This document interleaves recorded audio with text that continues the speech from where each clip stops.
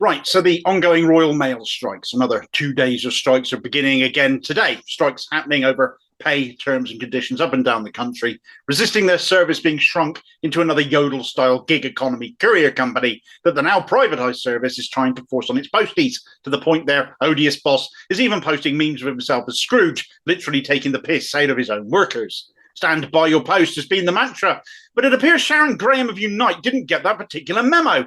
Here's Dave Ward, the General Secretary of the Communication Workers Union, the CWU, who represent these posties, explaining his issues with her and her union in all of this. Disgrace. There's no excuses that anybody could put forward from another trade union on the actions of the managers who are represented by Unite. It is absolutely breaking all kind of trade union protocols.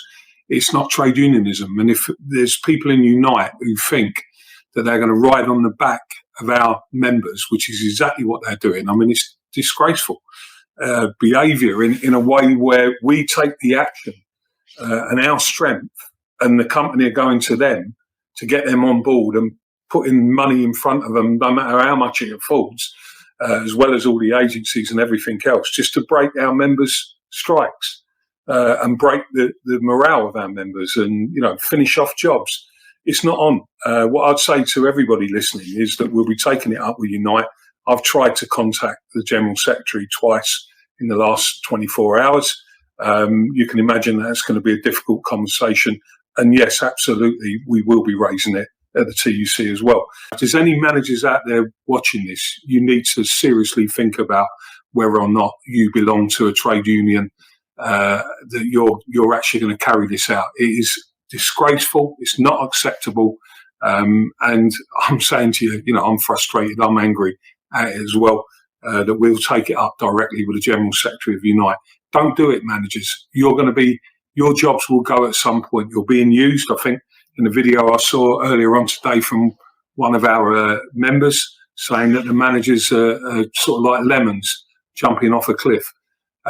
Listen, it's outrageous, and you've got to stop that type of behaviour if you want to be a trade unionist. He's pulling no punches. And frankly, if another union was engaged in strike breaking, actively working against the actions of my trade union, I'd be absolutely apoplectic. Instead, I'm embarrassed to be a Unite member, a union engaged in just such behaviour right now against the CWU, trying to get a better deal for their members, the posties and associated staff, versus Unite, who are representing their managers. The managers are actively getting paid bonuses to work to break these strikes instead of paying the posties what they deserve during a cost of living crisis. That's a conscious choice the Royal Mail bosses are making, that Unite are helping to deliver in the interests of their members, the managers, against the CWU-backed posties. Trade unions are supposed to support ordinary workers. That is what they came into being historically to do. Unite should be hanging their heads in shame. Members should be appalled that this kind of action is being committed in their names. I certainly am, and Sharon Graham has serious questions to answer about why she's allowing her union to engage in what is effectively scab behaviour against another trade union. It's immoral and repugnant, and might be why she's not taking Dave Ward's calls, as he says in the video. He's been trying to get hold of her for the last 24 hours. Didn't she say she was going to have a hotline direct to her desk or something for anyone to get hold of her when she ran for General Secretary? Did it never happen? Perhaps she could, mention it to BT. Their workers just want a 10 to 15% pay rise as a result of their industrial action. So perhaps they can help her get connected to Dave, especially since they're all CWU members too. And this was another great victory for that union. Sharon Graham's typical radio silence hasn't gone unnoticed either. Perhaps she's too busy posing for her face to yet again get slapped all over the next Unite mail shot. I do hope so. Right now, the cat needs a new liner for a litter tray. But whatever she's doing, she's still got time for Twitter, still got time to cheer her members' successes, but the responses to all of her latest tweets are absolutely dominated by people calling out her union, and the scab behaviour Unite are showing towards the CWU and the posties that she's seemingly allowing to happen. These deals don't get worked out overnight, after all, and the lack of solidarity between unions that is on show. Now is not the time for silence, Sharon. Is your union for the workers or for the bosses? I think you need to choose. It can't be both. I'd really like to know, as I know who I joined Unite to support. If Dave Ward ever gets hold of her, she should be full of apologies and promising to fix this. But the fact Ward also feels the need to get the TUC involved doesn't make me feel that's likely. The Trade Union Congress is the body that brings all member trade unions together, the solidarity, the desire to work with each other for the benefit of ordinary working class people the country over. They are the ties that bind all trade unionism. And here's Sharon Graham's Unite breaking those ties with the CWU, damaging the trade union movement itself.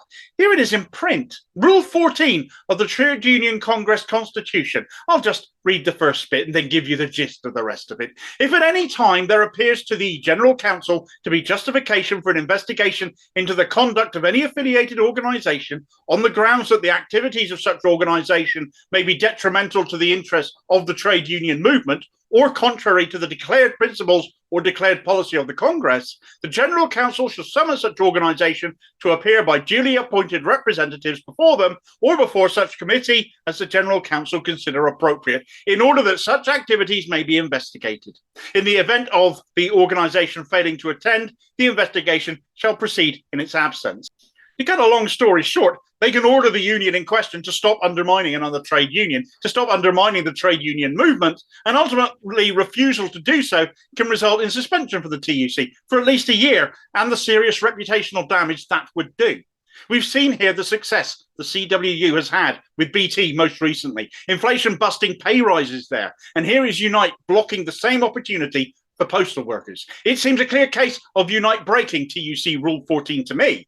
A great union being laid low by another acting like scabs. Sharon Graham can post videos talking about the NHS, talking about bus drivers, but how long will it be before managers elsewhere decide to join Unite to fight other unions if she allows scab behaviour towards other unions and their members to persevere? Is the CWU just the first? Is she prepared to take on the TUC rather than back down? This is something other unions should be asking. If this carries on, if this persists, will she encourage bosses elsewhere because greed is their god? Dave Ward described these managers as like lemmings, and it's true, because once you've nobody left to manage or fewer people to manage, then you're going to be next. It's short-sighted, it isn't solidarity, it isn't what the trade union movement is about, and I think Sharon Graham needs to be reminded of that, needs to hear that too, and keep hearing it until she acts to put an end to this, because if she doesn't, she ought to consider her own position. No trade union can afford to be led like this, no matter how big they are.